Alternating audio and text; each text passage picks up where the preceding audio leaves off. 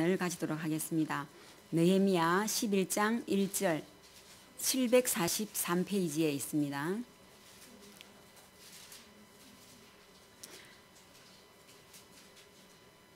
교독하시겠습니다. 제가 먼저 1절을 읽겠습니다. 백성의 두목들은 예루살렘에 머물고 그 남은 백성은 제비 뽑아 10분의 1은 거룩한 성 예루살렘에 와서 거하게 하고 그 9분은 다른 성읍에 거하게 하였으며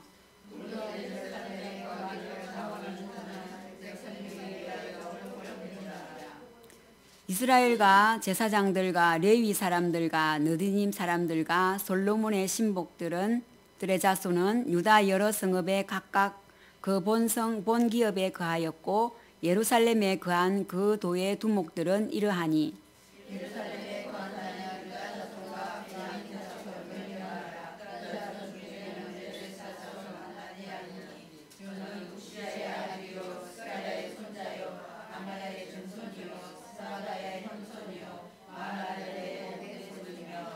또 마세아니 저는 바룩의 아들이요 고로세의 손자요 하사야의 손자요 아다야의 손자 현손이요 요아립의 5대 손이요 스가랴의 6대 손이요 실로 사람의 7대 손이라.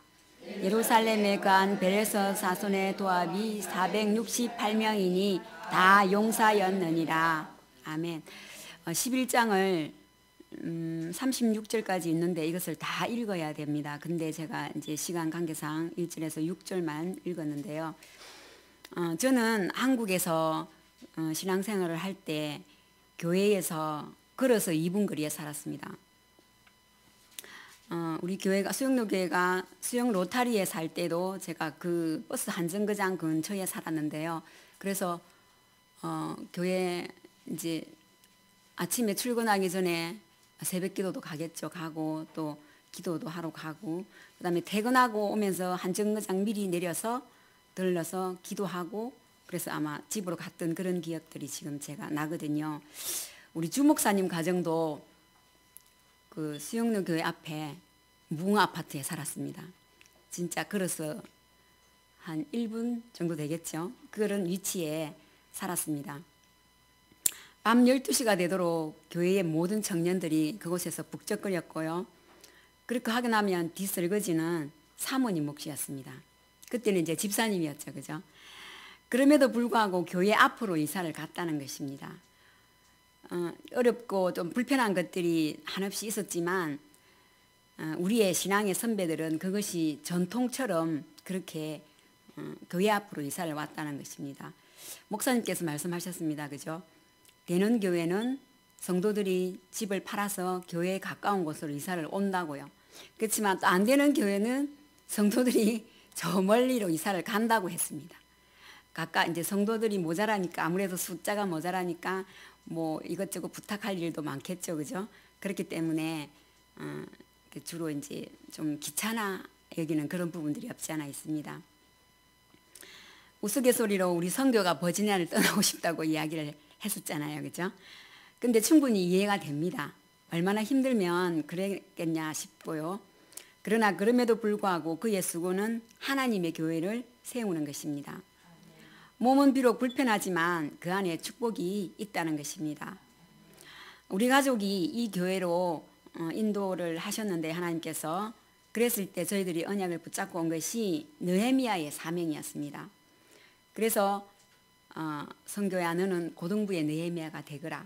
민서야 너는 중등부의 느헤미야가 되고 나는 건사계의 느헤미야가 되겠다. 이제 이렇게 저희들이 언약을 붙잡고 왔습니다.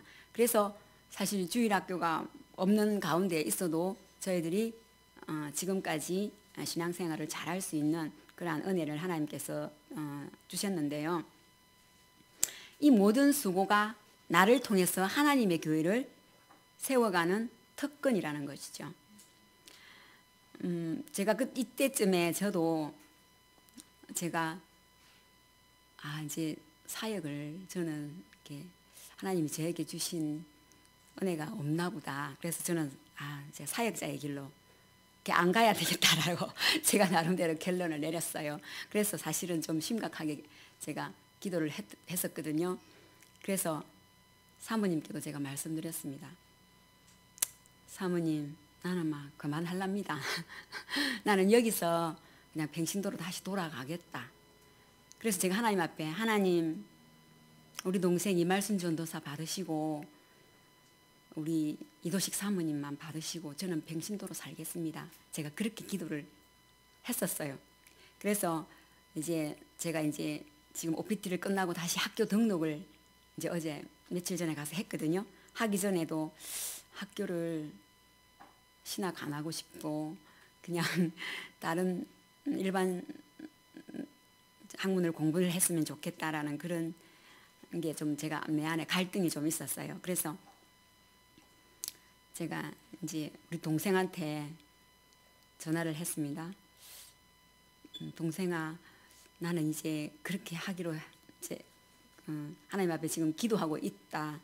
그랬더니 동생이 뭐랬냐면, 언니야, 그렇게 하니까 하나님이 뭐라고 말씀하셨어? 라고 묻더라고요. 그래서 제가 예루살렘을 떠나지 말고 아버지께서 내게 부탁하신 것을 가르쳐 지키게 하라고 말씀하시더라. 그랬더니 그것 봐라. 그래서 그렇군요. 하나님, 예수님이 오죽했으면 예루살렘을 떠나지 말고 이렇게 부탁을 하셨을까? 그게 참 제 마음에 많이 남더라고요. 그래서 제가 아직도 하나님의 은혜가 제게 머문다 하면 제가 다시 일어서서 주의 길을 가겠습니다. 그래서 다시 제가 MDB를 신청을 했어요. 그래서 이제 월요일부터 제가 이제 학교에 갑니다. 사모님께서도 너가 속지만 않는다면 할 수 있으니까 너 믿음을 점검해봐라. 이제 그렇게 말씀을 주셨어요. 그래서 제가 이 본문의 말씀을 제가 이제 언약으로 붙잡고 다시 사역을 해야 되겠다. 이제 그런 제가 결론을 내렸죠. 자, 성교가 또 어느 날 저한테 찾아와서 이렇게 말했습니다. 성교가 좀 하는 일이 많잖아요. 그죠? 여러 가지. 물론 다른 사람들도 많이 하지만 그래도 제가 나름 여러 가지 하는데 시간이 좀 부족하고 몸은 좀 힘들지만 내게 와 있는 축복을 다른 사람한테 빼앗기고 싶지 않다고 이야기를 했어요. 예. 그리고 나를 타주로 안 보내고 버지니아에 남게 하신 이유는 교회에 자신의 신앙을 더 다지고 교회를 위해 헌신하라는 사인이라고 말을 했습니다. 그랬을 때 제가 참 주님 안에서 잘 컸구나, 대견하다 제가 생각을 했거든요. 우리 모두는 다 예루살렘을 떠나고 싶어 합니다. 저뿐 아니라 모든 사람이 떠나고 싶어 합니다. 어떤 분은 교회가 오고 싶은 곳이 되어야 오고 싶다 하더라고요. 그러나 우리가 오고 싶은 교회를 만들어야 됩니다. 그것이 우리의 사명이지 않겠습니까? 그죠? 예루살렘에 사는 것이 불편하고 위험했다는 것입니다. 우리는 이 말씀의 배경을 가지고 오늘 나의 시대, 나의 영적 배경을 적용해 보아야 된다고 목사님께서 말씀하셨습니다. 그죠? 자, 우리 교회에 한번 적용해 봅시다. 성도가 모자라다 보니까 기도 당번이 자주 돌아오죠. 그죠? 또 그 기도 당번자가 빠지면 내 순번이 아닌데도 갑자기 눈에 보이는 대로 기도하시라고 그런 일들이 생깁니다.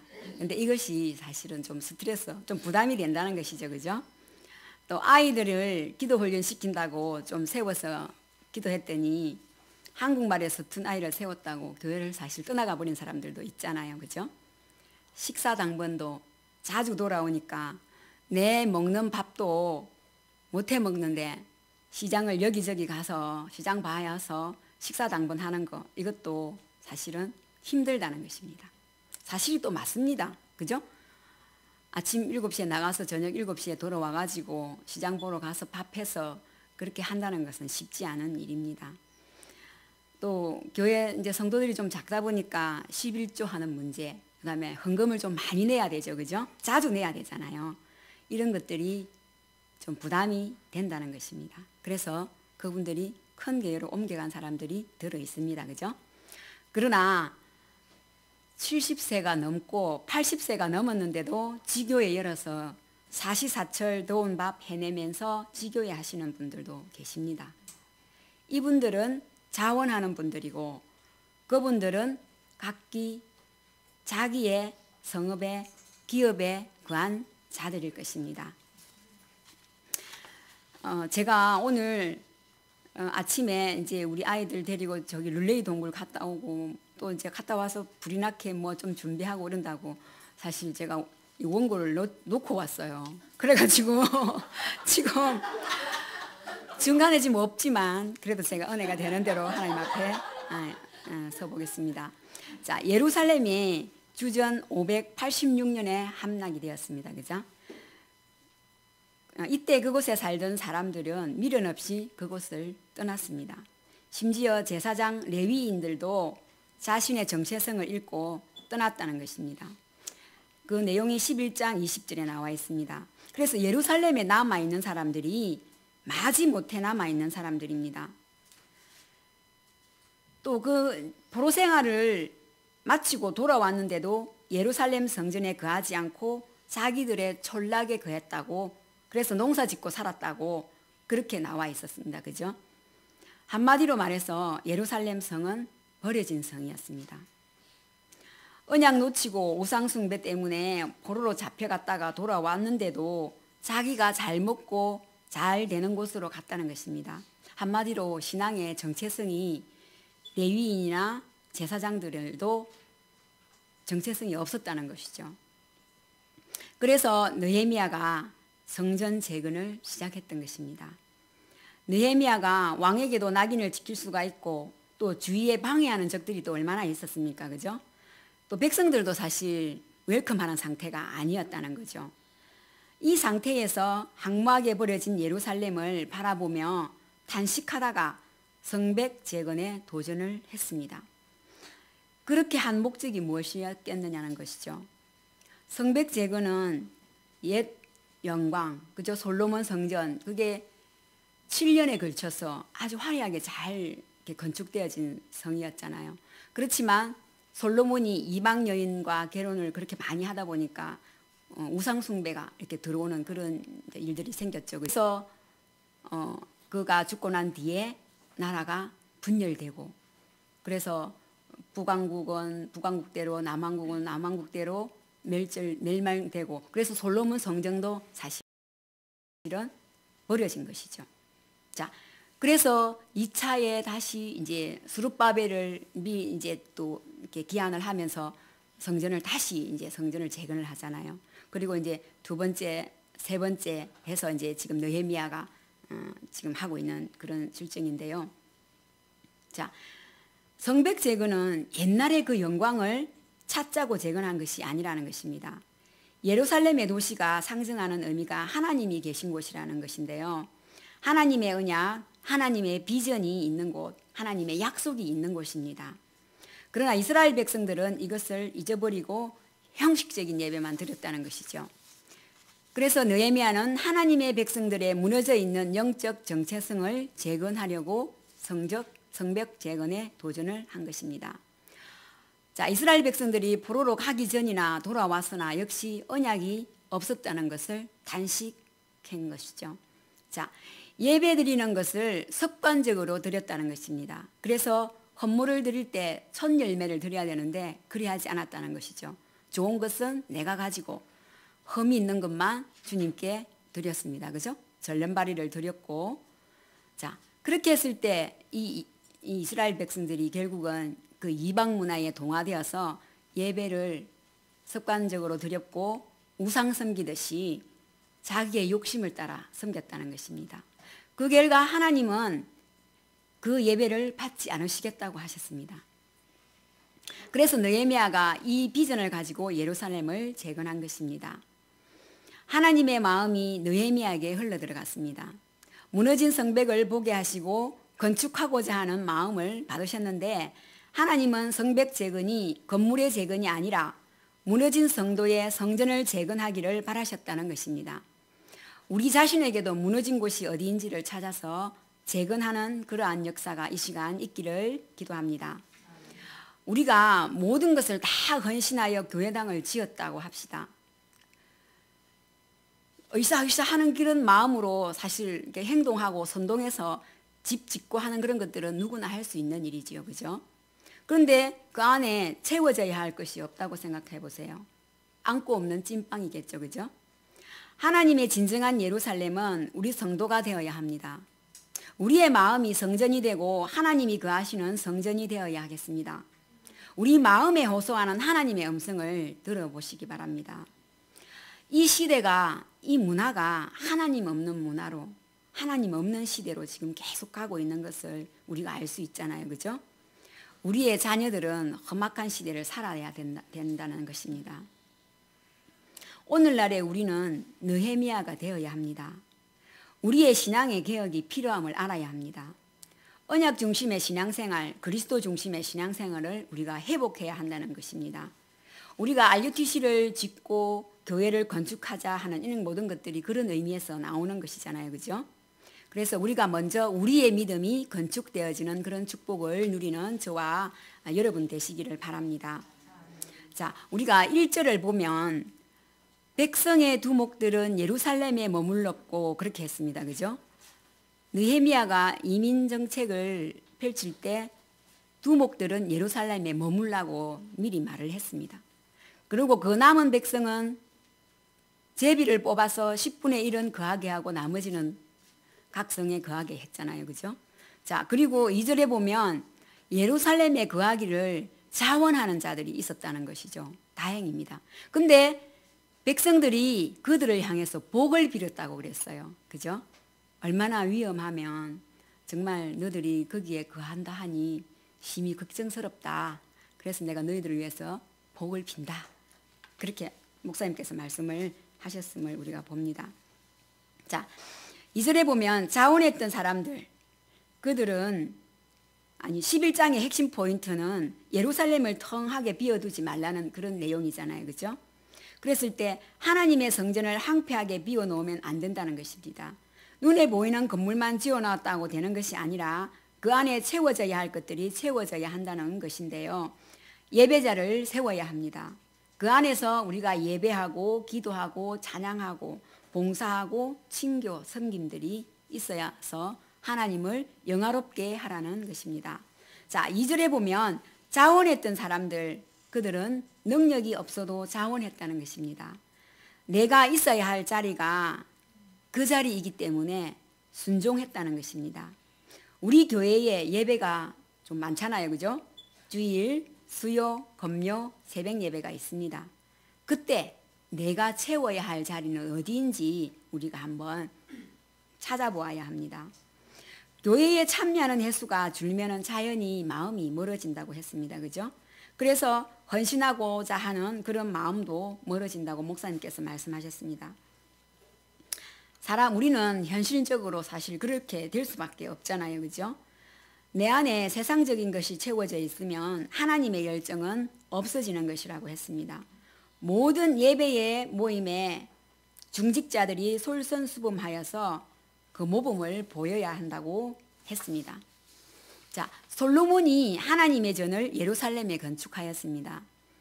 하나님은 예루살렘을 택하여 자신의 이름이 그곳에 두었기 때문에 예루살렘은 하나님의 보좌가 있는 곳이며 의의 성읍이었고 온전한 영광이 임하는 곳이라고 말씀하고 있습니다. 자, 그러면 예루살렘은 또 메시아의 왕국의 그림자라는 것입니다. 예루살렘은 여러 가지 이름이 있습니다. 그 중에서 다윗의 성이라고 불리어졌음을 우리는 주목해야 합니다. 자, 이스라엘은 다윗 왕조가 영원히 지배하는 나라입니다. 역사적으로 볼 때 다윗 왕조는 사라졌지만 그럼에도 불구하고 성경은 다윗 왕조와 예루살렘의 영원함을 말하고 있습니다. 성경이 이렇게 말씀하는 이유는 영적 의미를 말씀하고 있는 것인데요. 다윗 왕의 육적 통치는 끝났죠. 그죠? 그게 끝났지만 다윗 왕의 후손인 예수 그리스도를 통하여서 영적인 통치가 계속되며 하나님 나라의 영적 의미로 상징되어서 새 예루살렘이 하늘로 내려와 영원토록 견고하게 세워질 것이라는 것입니다. 따라서 예루살렘 성전은 상징이고 앞으로 다가올 실제의 그림자라는 것이지요. 그래서 이스라엘 백성들이 바벨론 포로에서 귀환한 이후에 예루살렘에 그토록 사모하고 또 성벽 재건을 하기를 원했던 마음이 여기에 있습니다. 바로 예루살렘에 하나님의 성전이 있었기 때문입니다. 성전은 이스라엘 중에 하나님께서 거하신다는 의미를 지니고 있는 곳입니다. 그러므로 이스라엘은 예루살렘을 거룩한 곳으로 생각했으며 그들이 거룩하기 위해서는 예루살렘을 거룩한 도시로 만들어야 했던 것입니다. 그런데 예레미야의 당시에 이스라엘 백성들이 이런 예루살렘의 의미를 망각한 것이지요. 이 모습이 바로 우리의 모습입니다. 하나님의 사람들은 말씀대로 살아야 된다는 것을 우리가 알고 있지요. 그죠? 그래서 기도 생활을 쉬지 말아야 된다는 것도 우리가 알고 있습니다. 그런데 우리가 그 현실 문제에 딱 부딪히면 옛날의 그 습관과 체질이 우리를 지배하고 만다는 것이죠. 그래서 예루살렘이 그렇게 좋은 성읍이었던데도 예수님 믿는 사람이 그곳에 거하기를 그렇게 좋아하지 않았다는 것입니다. 예배도 좋고 은혜도 좋고 성경 공부하는 것도 좋고 또 하나님의 뜻을 아는 것도 좋습니다.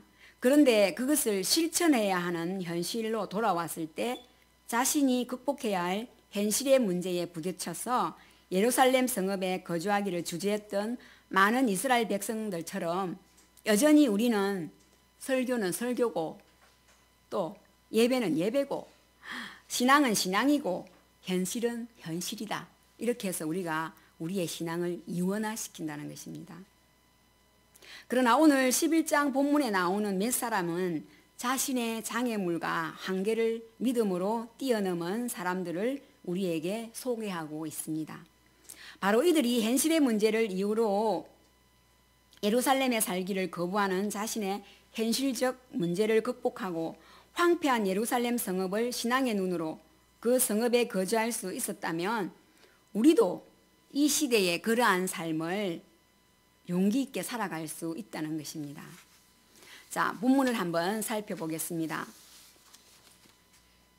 먼저 지도자들, 그죠? 백성의 두목들이 헌신의 모범을 제시하고 있는데요. 재건된 이스라엘의 예루살렘은 거룩한 도성이기는 하나 당시 대적들의 손쉬운 공격이 목표여서 평안한 거주지는 되지 못하였다는 것이 실제적인 문제였습니다. 바로 그곳에 백성들의 두목들이 먼저 거주한 것입니다. 예루살렘은 백성들이 어려운 일이 발생할 경우 그 최종 판단을 호소하는 도성이기에 각 백성의 두목들을 거주자로 먼저 지정했다는 것입니다. 이 두목들은 지역사회의 우두머리요 정치자들이라는 것이죠. 자, 우리 공동체에도 백성들의 두목이 필요합니다. 앞장서서 지도자의 모범을 보이는 사람들이 필요하다는 것입니다. 자, 그 다음에 제비 뽑아서 거주가 결정된 자들을 통해서 하나님의 뜻에 순종하는 자들의 모범이 2절에 보면 적혀 있는데요. 1절 하반절에 보면 있는데요. 이것은 당번제, 순환제를 해서라도 지켜야 한다고 목사님께서 말씀 주셨습니다. 수요 예배 때는 누가 오고 금요 때는 누가 오고 또 이러한 것들을 우리 중직자들이 솔선수범해서 움직여 줘야 한다는 것입니다. 우리 교회에도 지금 RUTC 건축을 위해서 릴레이 기도가 시작되고 있죠. 그죠? 그래서 우리가 월요일은 누가 하고 화요일은 누가 하고 점심은 누가 하고 아침은 누가 하고 이렇게 이제 우리가 정해서 지금 하고 있습니다. 그죠? 이렇게 좋은 본보기입니다. 본문이 밝히는 두 번째 거주자들, 제비 뽑기에 뽑힌 자들, 이 사람들은요 1절 중반에 보면 그 남은 백성은 제비를 뽑아 10분의 1은 거룩한 성 예루살렘에 와서 거하게 하고 그 9분은 다른 성읍에 거하게 하였으며 라고 소개하고 있습니다. 여기서 우리는 느헤미야의 지도력을 볼 수 있는데요. 느헤미야는 예루살렘의 거주민들을 늘리기 위해서 예루살렘 이외의 지역에 살던 백성들 중에 10%를 예루살렘으로 이주시켰습니다. 그러나 많은 사람이 쉽게 삶의 터전을 옮기려고 하지 않습니다.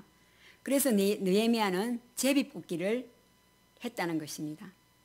자, 이 제비뽑기는 하나님의 뜻을 알기 위해서 정해진 방법이었습니다. 우리 민수기나 잠언에 보면 우리 제비뽑기가 나와 있잖아요. 그죠? 자, 오순절 성령의 강림이 있고 그 신약 성경이 완성되기까지 그때까지도 제비뽑기는 구약시대와 신약시대의 하나님의 뜻을 아는 주요한 수단으로 우리가 널리 이용이 되고 있었음을 알 수 있습니다. 자, 이 제비뽑기의 결과에 백성들은 순복하였습니다. 자신들의 의사에 반하고 소원과 일치하지 않는 결과가 나오더라도 하나님의 뜻으로 알고 철저히 순종했다는 것인데요. 이 본문은 하나님의 나라는 철저히 하나님의 뜻에 순종하는 자들의 목심을 우리가 밝혀 보여주고 있는 것을 알 수 있습니다. 자, 마지막 모본을 보여준 사람들이 있는데요. 자원하여 거하게 된 자들이 나옵니다. 기쁨으로 자원하는 자들이 나와야 한다고 했습니다. 중직자, 사역자, 또 여성교회나 남성교회 임원들이 또 렘넌트들이 예배운동과 기도운동을, 전도운동을 해서 영적 흐름을 바꾸어야 한다고 했습니다. 그죠? 자, 우리가 2절을 다 함께 읽겠습니다. 2절 시작. 무릇 예루살렘에 거하기를 자원하는 자는 백성들이 위하여 복을 빌었느니라. 예, 왜 복을 빌었습니까? 위험하기 때문입니다. 그죠? 우리가 그 앞에 장에서 보면 한 손에는 병기를 들고 한 손에는 이렇게 일을 했다고 그런 게 나와 있잖아요. 그와 마찬가지로 위험했기 때문에 복을 빈다는 것입니다. 참 놀라운 장면이잖아요. 그죠? 다 싫다고 뒤로 물러나는 상황에서 내가 가서 살겠다고 자원하는 자들이 있었다는 것입니다. 하나님을 위해서 내 평생에 내가 주를 위해서 내가 위험한 일 할래. 그죠? 내가 자원해서 예루살렘 될래. 그렇게 자원했다는 것입니다. 하나님의 일을 위해서 안락한 자기의 삶, 지금까지 누렸던 편안한 삶을 포기했다는 것입니다. 비록 예루살렘이 불편한 곳이고 그렇지만 그곳에는 하나님을 기념하는 성전이 있었고, 그죠? 제사가 있었고 말씀이 늘 선포되는 그런 곳이기 때문에 그들은 신앙의 우선순위를 두고 위대한 결정을 내렸다는 것입니다. 자, 이들이 살겠다는 곳은 신앙적 의미에서는 상당한 의미가 있는 곳이지만 현실적으로 볼 때는 아주 형편없이 불편한 곳이었습니다. 수돗물 문제도 좀 복잡했겠죠. 그다음에 화장실 쓰는 문제도 좀 심각했고요. 그죠? 쓰레기 처리 문제, 또 제사를 드리기 위해서 소들 이렇게 양들을 가지고 오면 그렇게 우는 소리가 좀 소음 문제가 좀 있었겠죠. 그다음에 이 동물들의 몸에서 나는 냄새가 또 오물에서 나는 냄새, 악취 문제 이런 것들이 좀 있었습니다. 그죠? 자, 이들이 예루살렘에 살겠다고 자원했던 사람들의 선물의 대가였습니다. 그것이. 자, 오죽했으면 그 나머지 백성들이 그들을 위하여 복을 빌었겠습니까? 그죠? 자, 좋은 의미로 해석하면 참 대단한 신앙이다. 너 용기 있는 그 신앙에 정말 하나님께서 복 주실 것이다. 그런 의미가 있겠지만 다른 한편으로 다른 의미로 본다면 이제 니들 죽었다. 고생길 접어들었구나. 그러한 걱정이 더 있다는 것이죠. 자, 어쨌든 이들의 놀라운 결단은 이스라엘 공동체에 큰 도전이 되었음은 틀림이 없습니다. 자, 여러분, 오늘 우리의 신앙 공동체를 감동시키는 사람이 누구입니까? 우리의 축복을 받을 사람이 누구입니까? 바로 자원하는 자들입니다. 시키지 않았는데 선물이 있는 것도 아닌데 박수갈채를 받는 것도 아닌데 묵묵히 자신을 하나님께 자원하여 드리는 자들이 있다는 것입니다. 주님은 그들의 자원을 기쁘시게 받으시는 것입니다. 그 사람들이 축복을 받을 자들입니다. 하나님의 나라는 자원하는 자들의 것입니다. 신앙 공동체는 자원하는 자들의 그 중심에 있어야 합니다. 자, 하나님의 나라는 은사대로 섬기는 자들로 인해서 세워진다는 것입니다. 본문 3절에서 24절까지 이제 예루살렘에 거주하는 자들의 구체적인 명단이 기록되어 있습니다. 자, 4절에서 9절까지는 유다 자손과 베냐민 자손들을 소개하고 있습니다. 한 사람을 소개하면서 왜 5대손, 6대손, 7대손을 기록하고 있습니까? 그것은 참 기쁘시다는 하나님의 마음입니다. 전 생애를 거는 자들을 향해서 너 참 잘났구나. 너를 낳은 너 아비가 잘났고 그 아비의 아비가 잘났고 그래서 내가 너를 이렇게 기록하여 너 이름을 적는다. 사실 하나님이 다 이루신 거 아니에요. 그죠? 다 하나님이 이루셨는데 그 목숨 조금 건다고 해서 조상 대대로 칭찬하신다는 것입니다. 아브라함이 있어서 요셉이 있었던 것이 아니라고 목사님 말씀하셨죠. 그죠? 요셉이 있기 때문에 그 아비 야곱이, 그 아비의 아비 이삭이, 그 아비의 아비 아브라함이 잘났다는 것입니다. 책임지려는 자의 축복이 이렇게 크다고 주님이 후한 상급을 주시는데, 후한 점수를 주시는데요. 6절에 한번 보세요. 6절에 보면은 다 용사였느니라고 말씀하셨습니다. 우리는 정말 하나님의 용사입니까? 용사이시기를 바랍니다. 자, 7대손도 있잖아요. 그죠? 7대손은 좀 더 많이 헌신한 사람들의 그런 칭찬이 아니겠느냐. 자, 우리의 이름이 이곳에 적히기를 기도합니다. 이제는 책임지는 자가 되어야 하겠습니다. 그리스도의 깃발을 꽂으시는 저와 여러분들이 되시기를 기도합니다. 예루살렘을 짓는 자가 아니라 예루살렘 자체가 되어야 합니다. 내가 너를 낳으려고 너의 아비를 준비하고 너의 할아비를 준비하고 너의 조상을 준비했노라 하는 그런 칭찬을 듣는 가문을 만드시기를 바랍니다. 너는 존귀한 자다. 왜? 이제 너가 나의 성이 되었고 내가 나를 지키려고 하니까 내가 너를 지켜주겠다. 하나님의 이런 음성을 듣는 여러분들, 저와 여러분들이 되시기를 바랍니다. 자, 제사장들 중에서 일부의 명단은 10절에 나와 있습니다. 또 하나님의 전을 맡은 자들은 11절과 12절에, 또 족장들은 13절과 14절에 기록되어 있습니다. 또한 레위 사람들의 일부는 15절과 16절에, 제사를 돕는 이들은 17절과 18절에 기록되어 있습니다. 더 나아가서 19절은 예루살렘 성 문지기가 172명이었음을 소개하고 있습니다. 성 문지기가 뭐 중요합니까? 그죠? 그런데 그렇지 않다는 것입니다. 이것은 죽겠다는 각오입니다. 죽으면 내가 먼저 죽겠다. 적군이 쳐들어올 때 어디로 쳐들어옵니까? 문으로 쳐들어온다는 것입니다. 나를 넘고서야 이리로 들어갈 수 있노라 라고 하는 수문장들의 그 죽음을 우리가 초계같이 버리는 그 죽음을 영화에서 우리가 많이 보았습니다. 그죠? 자, 이분들이 그런 자들일 것입니다.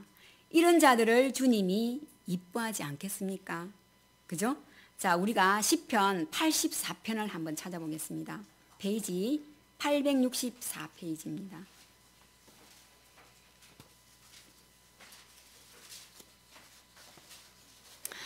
84장에 보면 1절부터 쭉 읽어야 되는데 9절하고 10절을 한번 읽어보겠습니다. 9절 시작. 우리 방패이신 하나님이여 주의 기름 부으신 자의 얼굴을 살펴보옵소서. 주의 궁정에서 한날이 다른 곳에서 첫날보다 나은즉 악인이 장막의 그함보다 내 하나님 문지기로 있는 것이 좋사오니. 네, 문지기로 있는 것이 좋사오니. 자,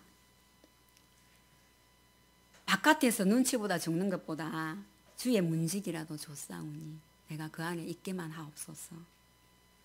이렇게 진실로 부르짖을 수 있다면 하나님께서 너는 내 것이라, 너로 내 예루살렘 되게 하리라 하시며 나의 성전을 지켜주시는 주님이 되실 것입니다.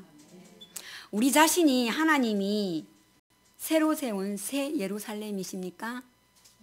우리 자신을 예루살렘 성 되기를 축복합니다.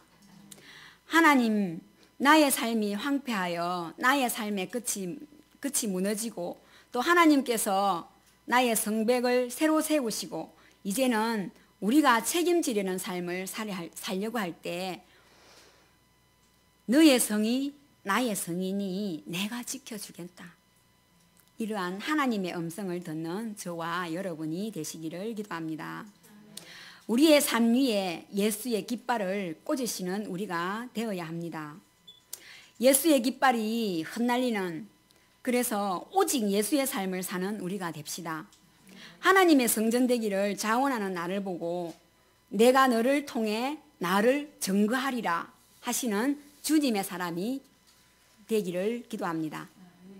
자, 놀라운 것은 21절인데요.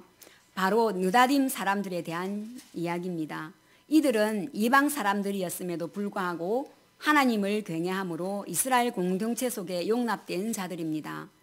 또 22절에 보면은 노래하는 자 아삽 자손이 나옵니다. 그죠? 우리는 또 평생에 하나님을 찬양하는 자가 되기를 바랍니다. 시편의 저자들이 아삽 자손이잖아요. 그죠? 자, 23절에 나오는 우시라는 사람은 하나님의 전에서 노래하는 자들에게 양식을 나누어 주는 자들이라고 나와 있습니다.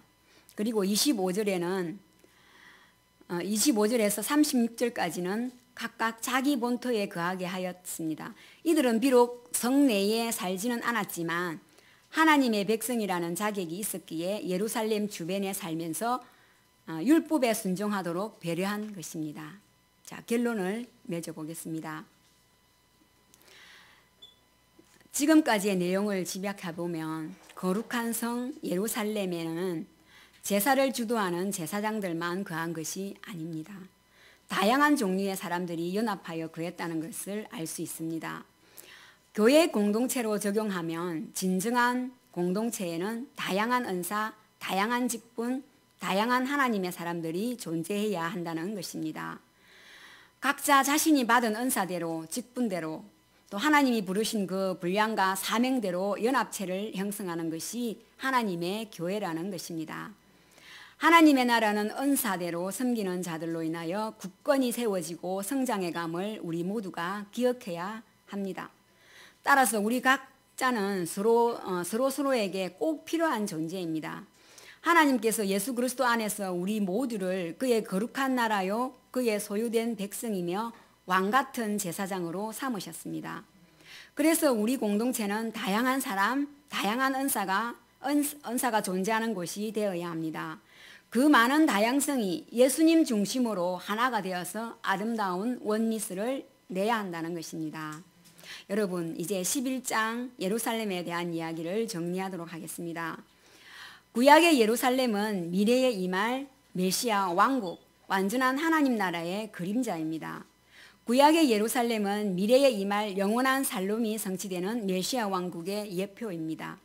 그래서 하나님의 거룩한 불씨가 어디에 떨어질지 우리는 알아야 한다는 것입니다.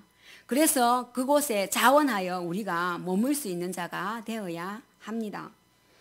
자, 이렇게 하나님의 나라로 완성될 영원한 예루살렘을 우리에게 허락하신 것이 바로 거룩한 성령이 계시는 하나님의 백성의 모임인 교회입니다.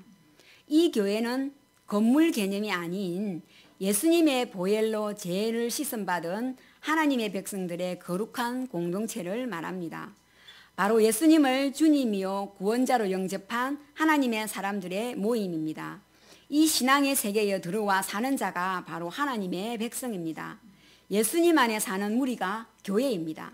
우리 자신이 하나님이 머무는 성전이 되어야 합니다. 그러나 오늘 이 땅에서의 삶 속에 신앙의 세계로 들어오는 자가 그렇게 많지 않다는 것입니다. 예수님의 보혈 안으로 들어오는 자만이, 복음을 받아들이는 자만이, 또 예수님을 자신의 주님과 구원자로 영접하고 예수님의 세계에 거하는 자만이 영원한 예루살렘을 상속받을 수 있다는 것입니다. 예루살렘 성읍에서 사는 자의 삶에는 고통이 있습니다. 괴로움도 있습니다. 치러야 될 대가도 있습니다. 손해보는 것들이 이만저만이 아닙니다.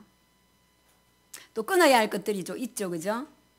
그렇지만 거룩한 하나님을 닮아가기 위해서 버려야 할 것들이 있지만 그러나 이것이 결코 우리의 손해가 아니라는 것입니다. 영원한 나라를 유산으로 상속받을 수 있는 자격을 갖추는 일이라는 것입니다. 자, 지금의 시대를 보아야 합니다. 자신이 하나님 될 수 있다고 하는 이 시대입니다. 이제는 교회 다니기가 어려워지고 있는 그런 시대입니다. 그래서 우리는 예배 중심, 기도 중심, 교회 중심의 습관을 길러야 한다는 것입니다. 우리의 아이들도 믿음의 친구들을 사귀어야 하고요. 또 그들에게 영향력을 줄 수 있는 사람이 되어야 합니다. 우리 신자들도 또 함께 예배의 그 즐거움, 교회의 즐거움을 누릴 수 있어야 합니다. 혼자만 신앙생활을 한다고 되는 것은 또 아니잖아요. 그죠? 그래서 목사님께서 말씀하셨습니다. 관건하여 데려다가 내 집을 채우라. 그래서 우리가 실족한 사람들, 그 다음에 믿음에 좀 떨어진 사람들, 그런 사람들에게 교회 가자고, 그래서 예수님 믿자고, 이렇게 우리가 정말 권해야 된다는 것입니다. 자, 영적으로 깨어있고 원리서 되어야 하며 내 작은 이 헌신 때문에 그 옆에 있는 사람이 힘을 받는다는 사실을 우리는 잊지 말아야 합니다. 하나님은 교회를 통해서 일을 하십니다. 하나님의 힘을 얻을 수 있는 나만의 방법을 찾아야 하고 또 내가 어떻게 하면 교회를 세워나갈 수 있는가 하는 그런 법칙들을 찾아내어야 한다고 했습니다. 그리스도의 깃발을 자기 몸에 꽂을 각오를 하고 달려가는 저와 여러분들이 되시기를 바랍니다. 오늘 죽음을 각오하고 죽고자 할 수 있어야 하겠습니다. 아무도 넘어서지 못한다. 아무도 하나님을 무시하지 못한다. 내가 그것을 감당하리라 하는 그러한 심정, 그죠? 그러한 오직 예수, 오직 그리스도의 깃발을 꽂을 수 있는, 내 심장에 꽂고 달려갈 수 있는 우리들이 되어야 하겠습니다. 하나님께서 너는 하나님의 사람이니 너 예루살렘 하나님의 사람아 하나님만을 섬길지어다. 그랬을 때 우리는 어떻게 말씀을 드려야 되겠습니까? 하나님, 제가 문지기라도 좋사오니 나로 하나님의 사람으로 서게 하여 주시옵소서. 그렇게 기도하는 우리들이 되어야 하겠습니다. 예, 기도하시겠습니다. 주님, 우리 이제 자원하는 자가 되게 해 주시옵소서. 우리가 정말 평생에 주님을 노래하는 자가 되게 하여 주시옵소서.